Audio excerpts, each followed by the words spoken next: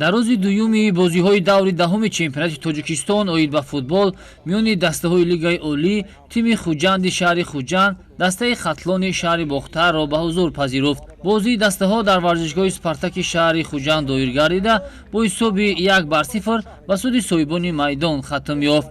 ин дуюмин ғалабаи дастаи Хуҷанд дар мавсими ҷории чемпионати Тоҷикистон маҳсуб мешавад. бори аввал ин тими футбол дар даври сеюми чемпионати кишвар бар дастаи Эсхата ғалаба карда буд. дар қисмати аввали бозӣ соҳибони майдон чандин имкониятҳои голзании мусоидро фароҳам сохтанд. аз ҷумла дар дақиқаи 7 дидор дарвозабони дастаи Хатлон Сафармад Ғаффоров зарбаи пурқуввати ҳимоятгари Хуҷанд Адамс Лайонелро бартараф кард ва нагузошт дарвозааш рахна бишавад. ба ҷуз аз ин ҳолат соҳибони майдон боз чанд имконияти дигари рахна кардани хатти дарвозаи рақибро пайдо карданд. билохира дар дақиқаи 27 бозингари дастаи Хуҷанд Нозим Бобуҷонов аз як ҳолати стандартӣ ҷониби дарвозаи Хатлон зарба зад ки туп пас аз бархӯрдан ба палочӯби дарвоза барои худи Адамс Лайонел шонси голзанӣ фароҳам омад. ин легионери пуртаҷриба аз ин имконият самаранок истифода бурда ҳамин тавр ҳисобро боз намуд. қисмати аввали вохӯрӣ бо як голи задаи Адамс Лайонел ба анҷом расид. дар нимаи дуюми вохӯрӣ ҳарчанд футболбозони дастаи Хатлон талош карданд то натиҷаро баробар бисозанд, вале барояшон муяссар нагардид.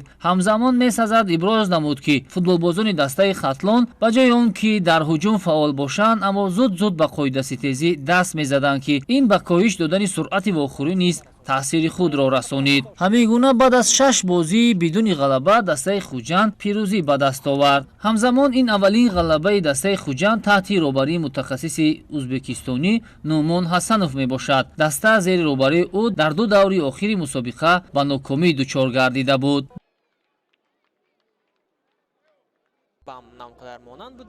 бошгоҳи Истиқлоли шаҳри Душанбе дар бозии аввали марҳилаи дуюми чемпионати кишвар дар варзишгоҳи марказии пойтахт тими Осилоти Ноҳияи Фархорро қабул кард.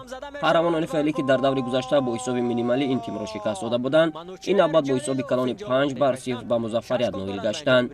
дар даҳаи дуюми рақобат Манучер Ҷалилов аз паси олии Алишер Ҷалилов истифода намуда голи аввали дидорро зад. шогирдони Амин Субҳонӣ дар қисмати аввали дидор қариб ки имкони ба дарвозаи Рустам Ятипов наздик шуданро надоштанд. қисмати аввали вохӯрӣ бо як голи дидании Шервонӣ Мабадшоев аз беруни ҷаримагоҳ ҷамъбаст гардид. ин гол ҳатман яке аз беҳтарин голҳои даври мазкур хоҳад шуд. Шервонӣ аз голи зебое дар қисми аввал задааш ба хавле илҳом гирифту дар нимаи дуюм аз паси Манучер Ҷалилов истифода карда голи дуюми худ ва сеюми бошгоҳи Истиқлолро ба ҳадаф расонд. 7 дақиқа пас аз голи Шервонӣ Алишер Ҷалилов капитани бошгоҳи Истиқлол бо пои чап аз беруни ҷаримагоҳ боз як голи диданиеро ба ҳадаф расонид. дар дақиқаи аввали изофагӣ баъди зарбаи задаи Алиҷони Айнӣ ту ба тираки дарвоза бархӯрда ба назди Манучер Ҷалилов омад ва ӯ бо як техникаи баланд онро қабул карда голи дуюми худ дар ин рақобат ва ҳаштумро дар чемпионати имсола ба ҳадаф расонд. Манучер дар ин дидор бо 2 голу 2 паси головар беҳтарин бозигар эътироф гардид. рақобат бо ҳисоби 5-0 хатм гардид ва бо ин дидори сергол бозиҳои даври даҳуми чемпионати кишвар ба анҷом расиданд. баъди ин пирӯзии бузург пойтахтиҳо мавқеи хешро дар садри ҷадвал қавитар сохтанд. Осилот бошад ба мақоми даҳум фаромад.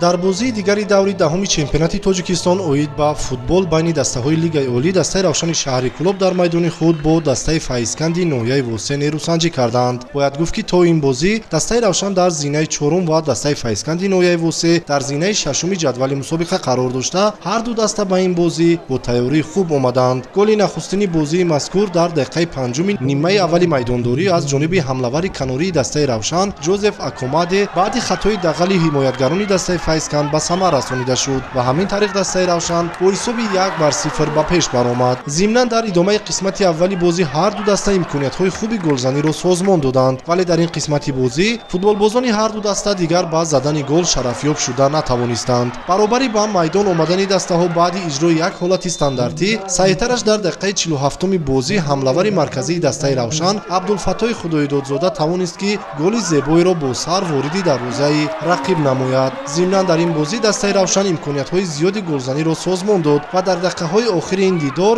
баъди расиши тӯб ба дасти ҳимоятгарони дастаи файзканд довари марказӣ Гулмуроди Саъдулло зарбаи пеналти таъин намуд ки барои иҷрои ин зарба Амирҷони Фаррухзод ба назди тӯб омад. ҳарчанд зарбаи аввали Амирҷони Фаррухзодро дарвозабони дастаи файзканд Иброҳим Исмоилов баргардонида бошад ҳам, вале аввалин шуда боз ҳам Амирҷони Фаррухзод тавонист ки тӯбро ба дарвозаи рақиб ворид карда голи сеюми дастаашро ба ҳадаф расонад. дар қисмати дуюми бозӣ 4 дақиқа вақти иловагӣ таъин гардид ки дар ин ҳолат футболбози нав ба майдон омадаи дастаи равшан Амирҷон Сафаров нуқтаи ниҳоиро гузошта голи чоруми дастаи равшанро ба тури дарвозаи ҳариф зад. ҳамин тариқ бозии даври даҳуми чемпионати Тоҷикистон байни дастаҳои Лигаи Олӣ бо иштироки дастаи равшан ва файзканд бо ҳисоби 4-0 бар нафъи дастаи равшани шаҳри Кӯлоб ба анҷом расида. шогирдони Тоир Муминов ба зинаи сеюми ҷадвали мусобиқот баромаданд.